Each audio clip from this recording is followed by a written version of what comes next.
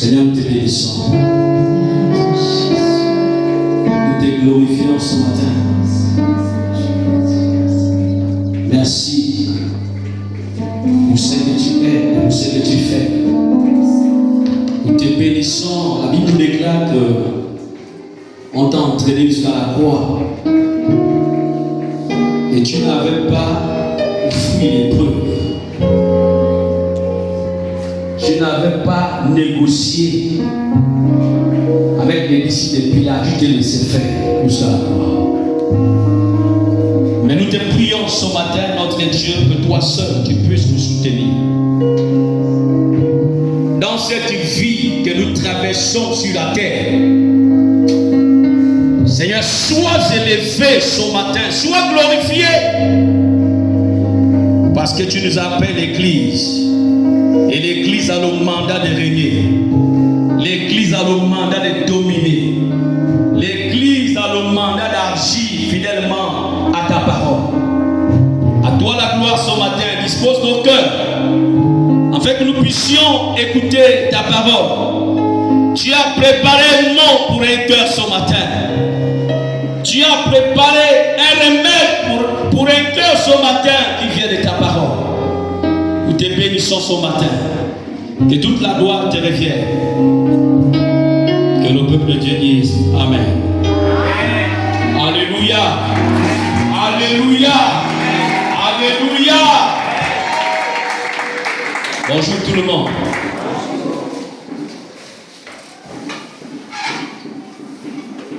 J'espère que nous avons bien dormi. Amen.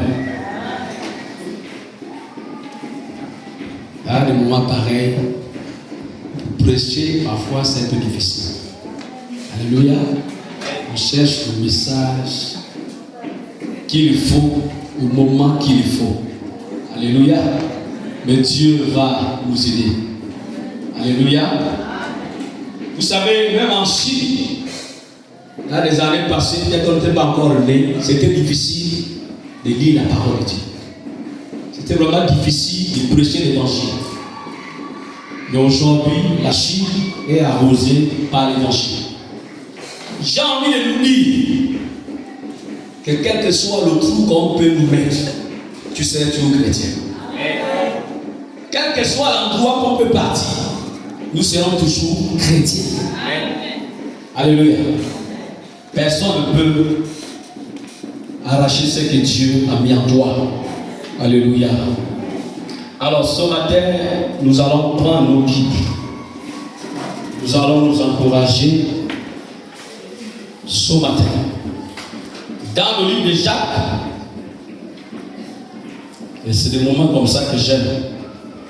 C'est des moments que Dieu a besoin des hommes, des femmes de foi. Alléluia. Il faut que notre foi soit un peu bousculée. Alléluia. Nous lisons la parole de Dieu dans Jacques, chapitre 1, verset 1 à 2. Nous nous lèvons pour respecter la parole de Dieu. Si c'était nous-mêmes, on devait rester assis. Comme c'est Dieu qui parle. La Bible dit ceci. Jacques, serviteur de Dieu et du Seigneur Jésus-Christ, aux 12 tribus qui sont dans la dispersion, salut. Mes frères, regardez comme un sujet de joie complète les diverses épreuves auxquelles vous pouvez être exposés. Amen. On peut s'asseoir, asseyez-vous. Et toute la plénitude du Saint-Esprit ce matin. Alléluia. Alors ce matin, dans ce texte, c'est l'apôtre Jacques qui est en train de parler. C'est une lettre en fait qu'il écrit à ses frères. Parce que ses frères étaient traversés, je veux dire, les temps difficiles. Et ils traversaient des moments difficiles et compliqués. Comme ce que tu traverses aujourd'hui dans ta famille, dans ton foyer. Comme ce que nous traversons aujourd'hui. Alléluia. Et Jacques est en train d'envoyer cette lettre pour conseiller ses frères qui sont en dispersion. C'est pour nous dire aussi que les crises ne sont pas d'aujourd'hui. Les crises existent depuis les anciens temps. Alléluia. Et Jacques a écrit cette lettre pour les fortifier, pour les encourager. Qu'il faut prendre les diverses épreuves qui s'exposent à vous comme un sujet de joie. Comme un sujet de joie. Et le thème de ce matin, nous voulons parler de l'attitude du chrétien face aux épreuves. L'attitude du chrétien face aux épreuves. Quelle est notre attitude face aux épreuves que nous pouvons traverser sur la terre? L'épreuve, c'est quoi? Une épreuve, c'est, on va dire, les épreuves. Parce qu'il y en a plusieurs parfois dans chacune de nos vies. Les épreuves qu'on peut traverser dans nos vies, c'est quoi l'épreuve? C'est les obstacles de la vie. Les obstacles de la vie. Ça peut être un malheur, ça peut être une maladie. Je ne sais quoi d'autre. C'est ça l'épreuve. Et comprenons que l'épreuve, c'est comme un examen. C'est jamais facile. Quand on traverse une épreuve, quand on traverse des épreuves, ce n'est jamais facile. C'est pas facile, c'est un examen à passer. C'est jamais facile. Qu'est-ce qu'on comprend par attitude? C'est un comportement. C'est un comportement. Une attitude, c'est un comportement. La manière de se tenir. Comment on se tient face à l'épreuve? Comment on se comporte face à l'épreuve? Comment? Et comprenons une chose aussi, que c'est dans l'épreuve que Dieu permet que notre vraie image, notre vraie personne puisse se révéler. Alléluia. Quand nous traversons une épreuve difficile, Dieu permet en ce temps que notre image véritable se révèle. Notre attitude se révèle. Notre comportement se révèle. Alléluia. Nous allons voir deux choses ce matin. Et ces deux choses-là, c'est deux attitudes. Parmi tant d'autres. Deux attitudes du chrétien face aux épreuves. Deux. Il y en a plusieurs. On va voir deux. On pourrait citer beaucoup. On va voir deux ce matin. Deux attitudes. Dans ces deux attitudes, il y a une mauvaise et une bonne attitude. Alléluia. Nous allons commencer à voir la mauvaise. Et nous allons tirer ces deux attitudes-là dans la vie des deux personnages dans la Bible. La première attitude, c'est celle-là qui est la mauvaise. Donc, un petit point. Le premier point, je l'ai dit. La mauvaise attitude du chrétien face à l'épreuve ou aux épreuves, comme vous voulez. Genèse chapitre 12, chapitre 16, autant pour moi, verset 1 à 2. Genèse 16, 1 à 2. Quelqu'un à la page peut nous faire la lecture. Genèse 16, 1 à 2. Ouvrez la Bible, lisons. Ouvrez nos Bibles. Celui qui a la page, tu peux commencer à lire. Genèse 16. Non, il n'y a pas les lecteurs de la Bible dans la salle. 16.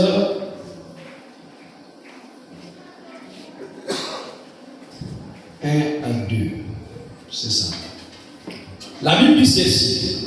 Or, Sarai, femme d'Abraham, ne lui avait point encore fait d'enfant. Mais elle avait une servante égyptienne nommée Agar. Et elle dit, Abraham, voici maintenant l'Éternel m'a rendu stérile. Viens, je te prie, vers ma servante, peut-être aurais-je des enfants par elle. Et Abraham obéit à la parole de Sarai. Alléluia. C'est l'histoire que nous connaissons. Qu'Abraham et sa femme étaient stériles. Ils n'avaient pas des enfants. Pierre, si tu peux mettre le piano, ça va nous arranger. Tu peux le mettre pour accompagner la parole. Ils n'avaient pas d'enfants. Sarai était stérile. Et dans son texte, je comprends que ce n'est pas Abraham lui-même qui allait vers la servante. Mais c'est sa femme Sarai qui dit, il faut aller vers ma servante, ma mélangère. Celle peut nous faire les enfants. Alléluia. Amen. Et dans cette épreuve que son couple traversait, quand on regarde bien, c'est Abraham qui avait une bonne attitude. Mais ici, dans ce point-là, nous allons faire sortir l'attitude de Sarai, qui n'était pas bonne. Elle a commencé, si vous lisez bien le texte, a dit que l'Éternel m'a rendu stérile. Dieu m'a rendu stérile. Alors va vers ma servante. Peut-être qu'elle peut nous donner les enfants. Sarai a commencé à accuser Dieu. Elle commence à accuser Dieu. Quand on regarde bien son langage, elle avait murmuré beaucoup contre l'Éternel. C'est sûr qu'avant de dire à son mari de pas aller, faut aller avec ma servante, elle a commencé même à parler seule pour les femmes. Comment depuis là, je ne suis pas enceinte, comment c'est que Dieu me fait là, je ne sais pas, qu'est-ce que j'ai fait à Dieu. Elle a commencé, c'est tellement murmuré. Jusqu'à arriver au niveau où elle va envoyer son mari aller vers sa servante. Et c'est ce que nous faisons parfois. Quand nous traversons une épreuve difficile, on commence à parler contre Dieu. On commence à accuser Dieu. On commence à se lamenter. On change même de langage. On se fâche. Ah, c'est l'attitude de Sarai. Et c'est la mauvaise. C'est la mauvaise attitude. Elle a commencé à murmurer contre Dieu. Certainement, elle a dit, mais jusqu'à quand que je vais rester comme ça stérile. Mais elle avait déjà oublié le livre de Genèse. Et la création, là où Dieu multiplie, vous soyez féconds. En réalité, la stérilité ne vient pas de Dieu. Alléluia. Toutes les femmes qui sont stériles, c'est une preuve qui va arriver. C'est une preuve que ces femmes-là, même dans la Bible, nous avons l'histoire d'Élisabeth et Anne. Alléluia. La stérilité ne vient pas de Dieu. Mais Sarah avait déjà oublié que c'est Dieu qui a dit que multipliez-vous, soyez féconds. Elle a commencé à accuser Dieu. Et c'est ce que nous faisons, comme je vous disais. On accuse Dieu, on est triste. Est-ce que quelqu'un peut lire 1 Pierre? 1 Pierre chapitre 1 verset 6. Lisons. Ouvre-la bien comme ça, commence à lire ce texte. Alors, on ne va pas trop tirer. Quelqu'un à la page? 1 Pierre chapitre 1 verset 6. Jésus de Nazareth. Personne à la page. 1 Pierre chapitre 6. Non, chapitre 1 verset 6. Lisez la parole de Dieu. Oui. En quoi vous vous réjouissez? Tout dans les temps affligés, maintenant pour un peu de temps, à diverses tentations. C'est cela est nécessaire. Alléluia. D'autres versions, on parle affligé, d'autres versions, on parle attristé. Alléluia.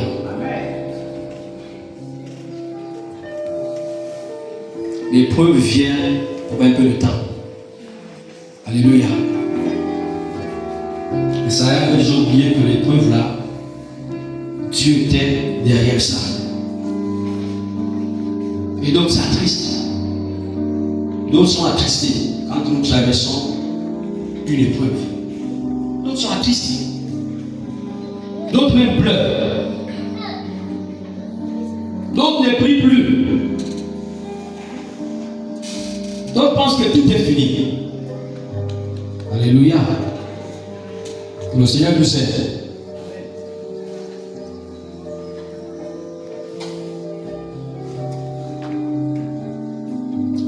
Il parle quelque chose dans 2 Corinthiens, notez 2 Corinthiens 7, 10. Je vais lire ce texte. 2 Corinthiens 7, verset 10. Je vais le lire. 7, verset 10. En effet, la tristesse selon Dieu produit une repentance en salut, dont on ne se répand jamais, tandis que la tristesse du monde produit la mort.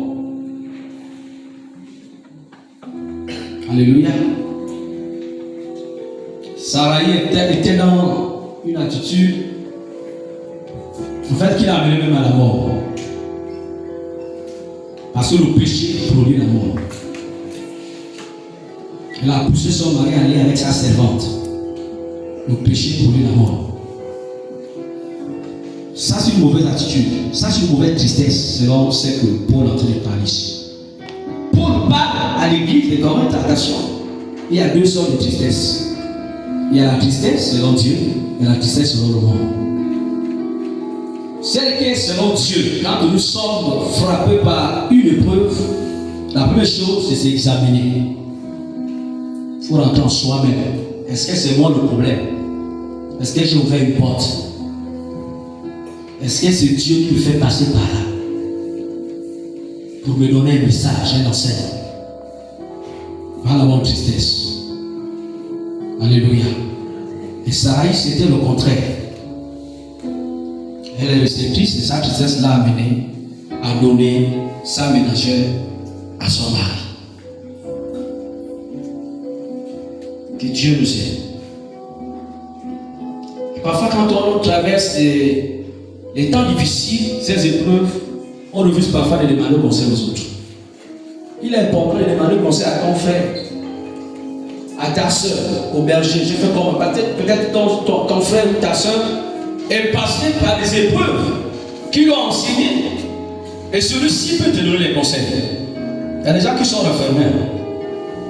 Même si tu passes des moments difficiles, tu gardes ça pour toi-même. C'est vrai qu'on prie Dieu pour nous tous, mais il est important de se confier. Alléluia. Il est important de se confier. Tu as une personne tu cherches une personne qui est passée par des temps aussi difficiles, des épreuves difficiles, cette personne peut te conseiller. Comme je le disais, les épreuves ne sont pas faciles. Et ce n'était pas facile pour Sarai. Ce n'était pas facile. Et cette attitude, cette mauvaise attitude peut nous amener parfois même à se pendre. À se pendre. Comme Gila. Quand les épreuves nous dépassent dans la vie, ça peut nous amener à se pendre. Et je vais souligner un point.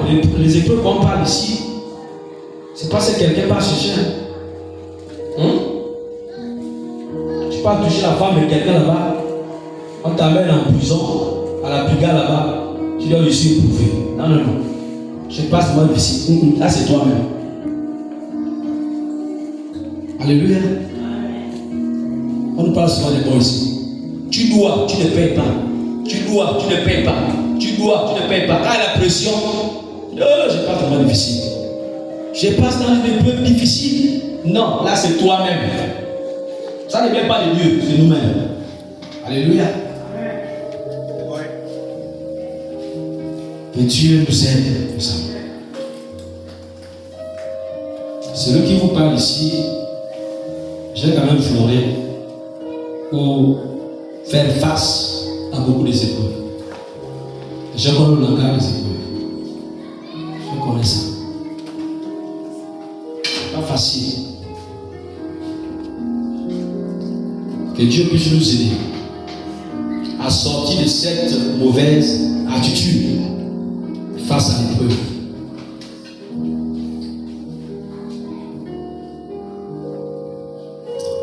Deuxième point. Là, nous allons creuser un peu dans ce point-là. La bonne attitude du chrétien face à l'épreuve. S'il y a la mauvaise, il y a aussi la bonne. Nous allons partir demander ça à notre grand frère John. Comment il avait fait. Nous lisons Job, chapitre 2, verset 9 à 6. Ici, après le lecteur de la Bible. Job, chapitre 2, verset 6 à 9, mon frère. 6 à 9. C'est l'histoire que nous connaissons. Je peux les verser un peu clés par rapport au sujet de ce matin. Chapitre 6. L'Éternel dit à Satan: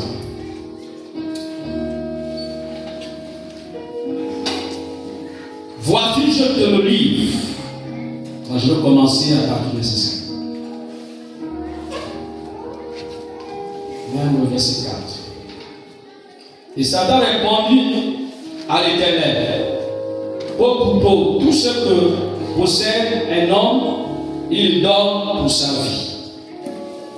Mais dans ta main touche ses os et sa chair, et je suis sûr qu'il te maudit en face. L'Éternel dit à Satan: voici, je te le livre. Je te le livre seulement, épargne sa vie. Et Satan se retira devant la face de l'Éternel. Puis il frappa Job d'un lucère malin. Malin. Depuis la plante du pied jusqu'au sommet de la tête. Job prit un tesson pour se gratter et saisit sur la cendre. Sa femme lui dit: tu demeures ferme, dans ton intégrité. Maudit Dieu et meurt. C'est intéressant. C'est vraiment intéressant. Au verset 5 ici, l'histoire de Job nous enseigne, connaissons que Job, c'est quelqu'un qui a été vraiment dans une grande épreuve parmi tant de serviteurs de Dieu dans la vie. Job a fait 40 ans, pas 40 jours, 40 ans dans une épreuve difficile. Il n'était pas parti voler. Il n'avait pas touché la femme de quelqu'un, mais seulement le diable était dans ses balades. Il va aller faire le rapport à Dieu, mais je lui donne serviteur Job. Dieu pose la question au diable, où viens-tu? Il dit non, je quitte mes balades sur la terre, mais je lui donne serviteur Job. Mais il intègre parce que tu l'as tout donné. Permets-moi de lui toucher. Il va te griller. Nous connaissons la suite. Permets-moi de lui toucher. Et ce qui est intéressant dans ce passage, c'est que le diable n'a pas eu accès sur la vie de Job sans passer par Dieu. Il a fallu qu'il demande la permission à Dieu. Et je vais te dire ce matin que le diable ne peut pas te toucher si Dieu ne permet pas. Le diable ne peut pas nous toucher si Dieu ne permet pas. Sauf si nous ouvrons les portes. Dans le péché, c'est là où le diable peut nous toucher sans passer par Dieu. Et même après, si nous répandons, Dieu nous répond. Alléluia. Job a passé des moments difficiles. Et Satan va dire, il faut maudire Dieu. Maudis ton Dieu là pour que tu meurs. Voilà mon attitude. Job est resté intègre. Job est resté intègre. Job n'a pas dit non. Hey, qu'est-ce qui m'arrive? Qu'est-ce que j'ai fait à Dieu? Contrairement à Sarai. Qu'est-ce que j'ai fait à Dieu? C'est quoi le problème? Non, Job n'a pas dit ça. Il est resté intègre. Alléluia. Il est resté intègre. Il n'a pas accusé les grands-pères. Il n'a pas accusé les tantes, les hommes, les Rhodiciens. Non, il est resté intègre. Voilà la bonne attitude de l'enfant de Dieu face à l'épreuve.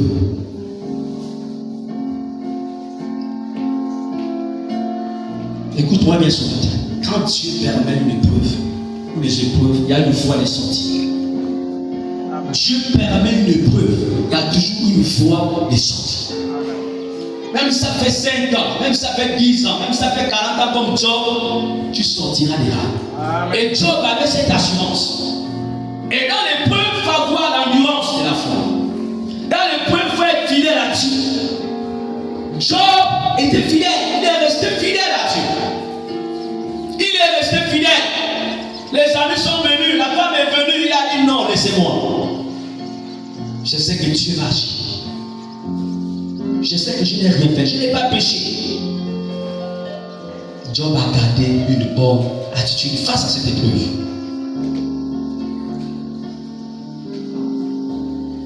Il y a des chrétiens comme ça. Il n'y a pas que Job.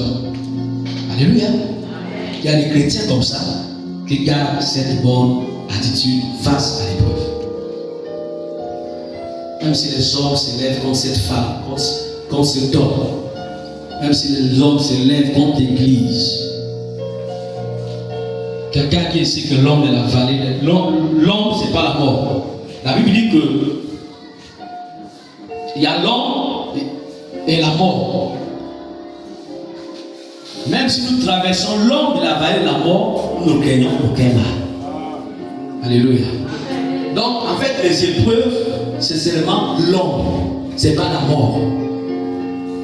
Et comprenons que quand nous traversons une épreuve, bien des épreuves, la vérité est toujours cachée derrière cette épreuve-là. C'est pourquoi Jacques dit prenez comme un sujet de joie toutes sortes des épreuves. Parce qu'après l'épreuve, il y a la joie. Et à chaque fois que chacun de nous traverse une épreuve ou les épreuves, au fait, dans le monde céleste, Dieu t'enjoute comme un galon. Dieu t'enjoute un galon, je vais dire. Si tu étais caporal, tu deviens caporal chef. Tu étais caporal chef, tu deviens sergent. Ainsi de suite. Et tous ceux qui ne traversent pas en ce moment-là, ou depuis que tu es chrétien, depuis que nous sommes chrétiens, on n'a jamais traversé des épreuves difficiles. Le jour que ça va arriver, je ne le souhaite pas. Comme le cas de Job. Si on a la première attitude, facilement on peut tomber. On peut m'abandonner la foi chrétienne. On peut m'abandonner la foi chrétienne. Alléluia. Et Job n'avait pas abandonné, il est resté interne. Job est resté interne. Il est resté fidèle à Dieu. Il est resté fidèle à Dieu. Il n'est pas allé dans tous les sens. Non. Il n'est pas allé dans tous les sens. Qu'est-ce que je vais faire? Qu'est-ce que je vais devenir? Il a perdu tout ce qu'il avait, la Bible dit. Il avait tout perdu, les enfants, ses troupeaux, les moutons, tout ce qu'il avait, les champs avaient séché. Son corps avait pris un coup. La Bible dit qu'il grattait le corps avec les tessons de bouteille. Cette maladie bizarre. Il grattait le corps. Il est resté là pendant 40 ans. Quelle bonne attitude dans le peuple. C'est vrai que quand ça arrive dans cette bonne attitude, on peut prier, on va aller à la prière, on n'arrive plus à lever la voix. On prie maintenant dans le cœur. Et dans le cœur, parfois c'est les larmes qui coulent. Parfois on adore seulement, on n'arrive plus à prier. On n'arrive plus à prier pour élever la voix. Mais vaut mieux prier dans le cœur. Vaut mieux pleurer avec Dieu. C'est l'attitude là que Job a fait. Et cette attitude que Dieu nous enseigne ce matin.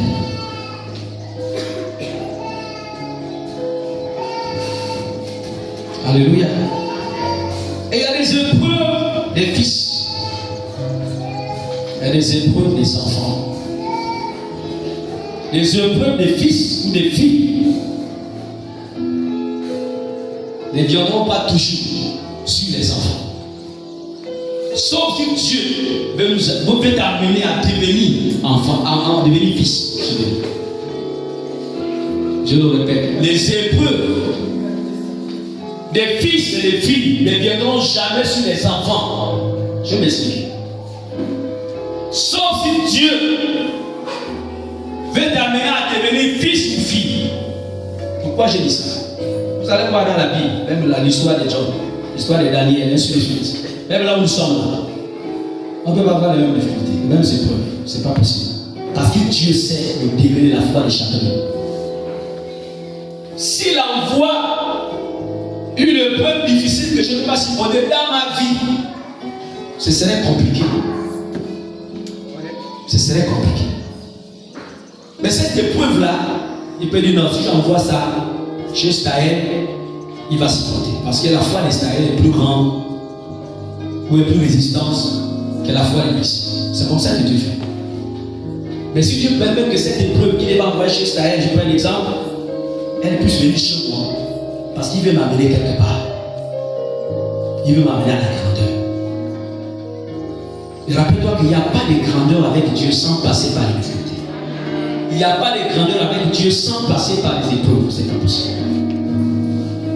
Pour que Dieu nous amène à une certaine grandeur dans la foi chrétienne, il faut passer par les épreuves. C'est les épreuves qui nous enseignent plus même que la parole. Parce que dans l'épreuve, Dieu nous parle. Alléluia. Amen.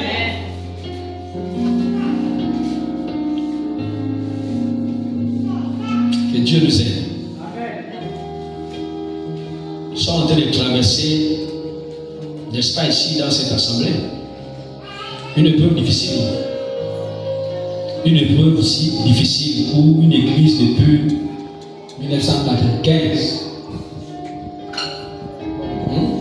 Elle a plus de 20 ans, cette assemblée. Près de 27 ans. Même plus, 28 ans. Aujourd'hui, bon, tout le monde doit aller à l'assemblée. Il y a des chrétiens qui ont investi dans cette assemblée. Tout le monde doit sortir. C'est une époque difficile. C'est vraiment difficile à avaler.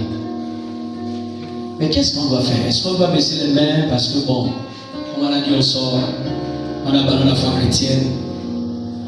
Ou ceux qui vont rester, les 3 ou les 4, ou ceux qui sortent pour aller en ville, ils vont aller se camper dans les quartiers de Mwanadjoku, Mikatsa, Lamsion, Makanda, pour dire bon, Dieu c'est bon, Dieu c'était à Bameli, ici là, c'est fait mes choses. Est-ce que c'est ça? Non.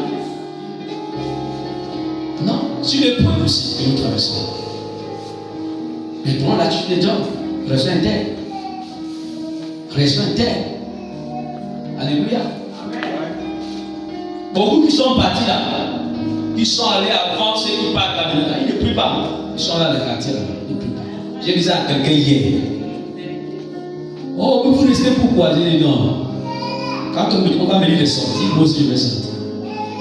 Ceux qui vont partir là, c'est bien, c'est mauvais. Ceux qui vont rester aussi, c'est bien, c'est mauvais. Dans tous les cas, il y a les inconvénients. L'église est sur place, ici il n'y a pas de taxi. C'est difficile.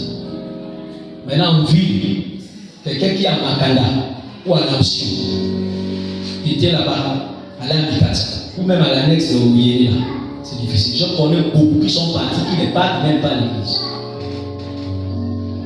Donc, je vais taper un peu de nouveauté sur ce point-là. C'est parce qu'on part, on dit Dieu.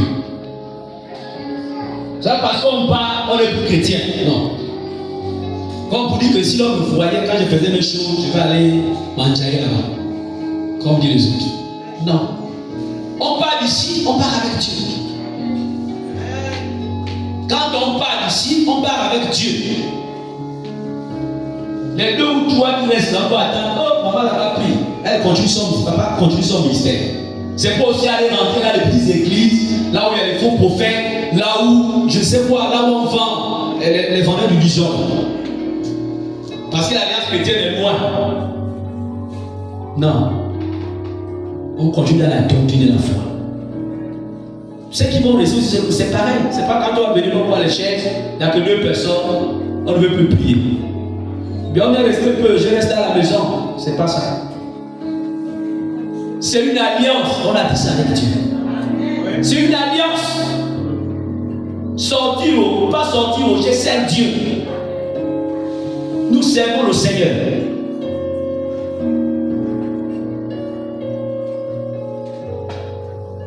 Alléluia. C'est important de comprendre que la sœur peut faire ce que nous faisons là. Mais il y a un plan derrière ça. C'est sûr. Il y a un plan derrière ça. La vie de Job ce matin nous enseigne dans ce maison pour qu'il est resté intègre. On ne doit pas dire, bon, en tout cas, tout est fini. Non. Servir Dieu, c'est pour l'éternité. Tant qu'on est sur la terre, on continue à servir Dieu. C'est pour l'éternité. Tu vas à Rwanda, tu vas à France-Ville, tu vas à partout, on sert Dieu. J'ai béni Dieu pour un homme que c'était le nom. Que c'était le nom. En fait, le gars, c'est comme si. Même quand il va, c'est comme s'il est encore là, quoi. Il continue à servir Dieu au fond. Moi, le monsieur qui sert Dieu à fond, c'est comme si, en fait, il n'est pas à l'endroit. Il continue à servir Dieu. Il n'est plus dans le milieu là. Il est appelé à partir. Il continue à servir Dieu. Il est dans le projet. Il sert Dieu. Il y en a beaucoup là, quand on a vu, on parle. Beaucoup sont à la maison. Ils ne sont pas encore partis. Même le dernier jour de la réunion, tu peux prendre la démission. Alléluia. Et d'autres aussi, comme il avait appris les gens, tu vas encore faire quoi à l'église là-bas? Tu pries Dieu pour les gens. J'ai dit, celui qui part, il va trouver un autre frère là. Toi qui restes, Dieu va permettre que tu puisses trouver aussi un autre frère ici. Pas forcément chrétien à la souris. Il y aura une personne qui sera même plus que chrétien à la souris. Pas forcément Moussa qui était ici. Il y aura une autre personne qui va remplacer Moussa ici. Nous sommes différents, mais c'est le même esprit. C'est là où on voit la foi. Est-ce que la foi était accrochée sur le temple de Babylone? Est-ce que la foi était accrochée sur le pasteur Borel? Est-ce que la foi était accrochée sur l'ancien tel? Est-ce que la foi était... Non, c'est là où on voit la foi. Et Job ici a démontré ça.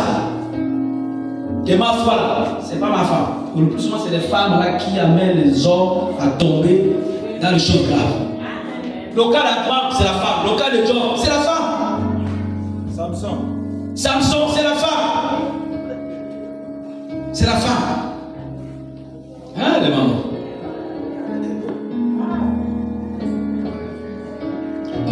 Que Dieu nous aide.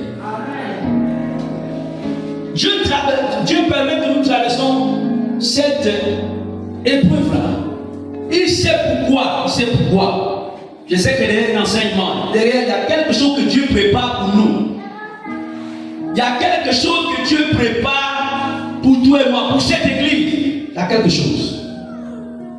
Il y a certaines personnes, quand tu parles avec eux, oh, la vie est finie. Là, ils vont fermer. Mais d'autres personnes, les guerriers de la foi, disent non, c'est une autre histoire. J'aime ça. C'est une autre histoire que Dieu a créée. L'église ici a commencé avec Papa Jean-Pierre. C'était une série de prières quand Padouk. Après, la cellule a grandi. Il a fait part aux hommes de Dieu l'Alliance chrétienne. La cellule a été transformée en annexe. Après l'annexe, l'église locale. C'est le pasteur Mouadja qui venait ici de temps en temps. L'église locale. J'ai dit, comme ça a commencé, cellule. Ça va commencer. En fait, ça n'est pas cellule. Après, ça devient encore annexe. Après annexe, ça dépend. L'église locale. La Bible dit que la gloire de la deuxième maison serait plus grande que la première. Quand Pierre était en prison, à cause de l'évangile, on l'a mis en prison. Les chrétiens qui sont restés là, c'est 10 ou c'est 5 sont noyaux là. Ils ont prié. Les anges étaient descendus à la prison là-bas. Pierre était sorti de la prison. Donc le noyau qui va rester là, le rôle là c'est prier. Car Seigneur. Ah Seigneur. Même vous qui partez, priez. Alléluia. Alors nous allons terminer avec le texte de Actes. Vous notez, nous connaissons tous ce texte, c'est l'histoire de Paul et Silas. Actes 16, 25. La Bible dit que Paul et Silas étaient en prison à cause de la vérité. Cette femme qui était en train de dire, de sortir, de prophétiser sur les hommes de Dieu, de donner les horloges. Ah, vous êtes des serviteurs de Dieu. Vous êtes vraiment des serviteurs de Dieu. Vous savez que les fidèles aujourd'hui là pour gagner la confiance des responsables, il faut donner les horloges. Il faut encourager. Parfois c'est bien. Mais cette femme là était là. En train d'encourager, donner les horloges à Paul et Silas. À chaque fois qu'il passait par là, non, Paul a dit, cette femme là, elle est passée là, c'est un esprit. Quand ils avaient prié cette femme là, c'est l'esprit d'un python qui s'était manifesté dans la vie de cette femme. Et c'était devenu un problème. Parce que cette femme-là procurait l'argent à un peuple. C'était devenu un problème. Jusqu'à les mettre en prison.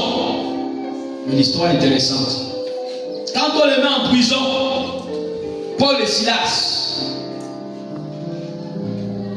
ils sont restés en prison injustement. À cause de la vérité de la parole de Dieu, à cause Mais pendant qu'ils étaient en prison, Paul n'avait pas dit à Silas, est-ce que tu as le numéro de le général Oligui? On va l'appeler. C'est quand on va souvent à la brigade là-bas, on cherche les contacts pour appeler les connaissances pour qu'on nous libère. Est-ce que tu as, Paul, Silas n'avait pas dit à Paul, est-ce que tu as le numéro de Maman Kanoa, la ministre de la Défense? Non, ils n'avaient pas dit ça. Ils n'avaient pas dit ça. Les deux sont restés en prison. Mais après, les deux ont pensé où? Et la bonne attitude, c'est pas pour appeler les généraux, c'est pas pour appeler les colonels. La bonne attitude, on va appeler le ciel. On appelle le ciel par la prière et la louange. La Bible dit, ils ont prié toute la nuit. Ils ont loué toute la nuit. Les portes de la prison n'avaient pas le choix que de s'ouvrir. Et même les prisonniers qui étaient avec eux. Les mélodes sont quittés seuls. On va parler sans tête, c'est facile. Tous les prisonniers sont sortis. Mais comment ça? Qui vous a ouvert? Qui? Il dit non. On ne sait pas ce qui se passe. La bonne attitude dans l'épreuve, c'est l'attitude de Job. En Judas, c'est là la bonne attitude. C'est l'attitude de Paul et Silas. Quand nous traversons une épreuve ou des épreuves, fléchis les genoux. Prie le Seigneur. Médite la parole. Ce matin, Dieu a envie de nous dire quelle est notre attitude dans l'épreuve. Quelle est notre attitude face aux épreuves? Quelle est notre attitude? Est-ce que nous lamentons comme Saraï? Nous accusons Dieu, nous condamnons Dieu, nous murmurons contre l'Éternel? Ou nous avons l'attitude de Job qui avait laissé faire, qui n'avait pas paniqué, qui n'était pas allé même voir les gangas? Ah, qu'est-ce qui m'arrive? Oui, parfois il y a d'autres qui partent voir les gangas. Quand c'est tout, tu es resté malade pendant 2 mois, 3 mois. Les autres, même 3 mois, c'est trop. On commence à aller voir les gangas qui sont sur la Médina là-bas. On va élever le plateau, aller voir les gangas pour demander qu'est-ce qui ne va pas dans mon corps. Mais Job n'avait pas fait ça. Il avait fait 40 ans, il est resté interne. Et quand on part voir les gangas, je suis en train de chuter. On ouvre les portes. Quand on prend les raccourcis, on ouvre les portes. À l'épreuve, restons fermes. Même si nous traversons des moments difficiles, restons fermes. Si nous ne restons pas fermes, nous passons à côté de nos bénédictions. Parce qu'après l'épreuve, il y a la gloire. Après l'épreuve, il y a la gloire. Merci.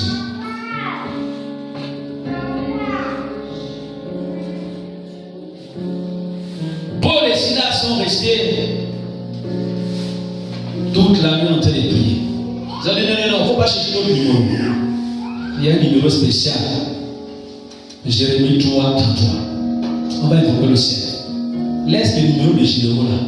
C'est le numéro du ciel. Et ce matin, comprenons une chose. Que quand nous traversons des épreuves difficiles, aux épreuves difficiles, la meilleure attitude, c'est l'attitude de Dieu. Restons intègres. Restons intègres. Ne panique pas. Ne te lamente pas. Comme je le disais, quelle est notre attitude face aux épreuves ce matin? Est-ce qu'on est prêt à se donner la mort? On est prêt à abandonner? On est prêt à accuser les parents? Qu'est-ce qui m'arrive? Est-ce que tu es en train de penser que non, c'est un message? En fait, Dieu veut m'amener quelque part. Quand Dieu nous prend quelque part, il nous amène tout quelque part. Et dans ce quelque part, il y a des obstacles. C'est la marche vers Canaan. Même si j'ai mal au dos, il veut que j'arrive. J'ai un chant de Bamba. Quand je prie, quand les choses me dépassent, je chante en langue, je dis à ma langue maternelle que les sorciers me demandent le Dieu que j'ai pris là, Dieu. Les sorciers demandent en fait le Dieu que j'ai pris. Alors, il y a ma psalme. Diama me vona wande. Diama me vona wande. Diama me vona wande. Donc quand ça te dépasse, il faut dire ça. Ah, mon Dieu, Dieu. Ils sont en train de me demander comment tu pries Dieu. Comme la femme de Job pouvait lui demander comme ça. On dit ce Dieu-là. Parfois les hommes peuvent te demander, mais attends, tu pries, mais tu es là. Tu pries, mais tu passes le moment difficile comme ça. Mais tu l'appelles à Dieu que Seigneur. Moi je t'ai pris. Mais les hommes me demandent, où est ton Dieu? Ça c'est des prières qui importunent Dieu. Où es-tu, Seigneur? Alléluia.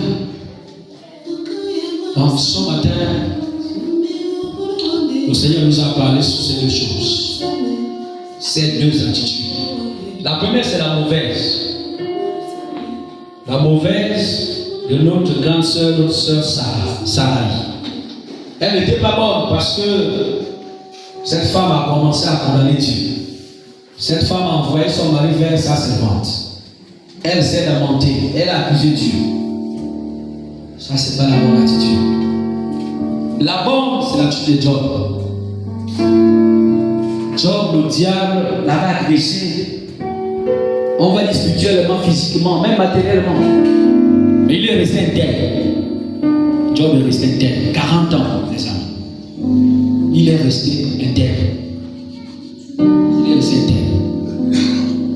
Job n'avait pas paniqué pour dire, ah, je vais aller voir les gagas. Oh, mes parents, venez d'abord ici. Qu'est-ce qui m'arrive? Il est resté intègre. Après, il a vu la gloire. Restons intègre. Même quand nous traversons les moments difficiles. Même ces moments que nous traversons, cette crise qui est en train de frapper l'église, cette épreuve, restons intègres. Restons intègres. Que Dieu nous bénisse. Amen.